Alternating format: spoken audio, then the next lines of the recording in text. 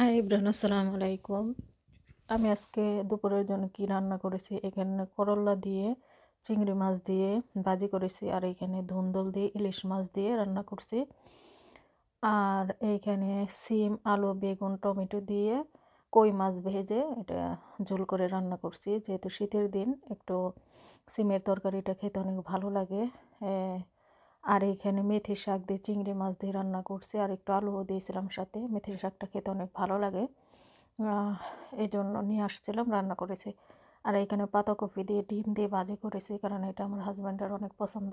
আর শীত যেহেতু, শীতের মধ্যে পাতাকপি ভাজিটা খেতে অনেক ভালো লাগে। আর এইখানে বাচ্চাদের জন্য রান্না করছি পাস্তা, টুনা পাস্তা।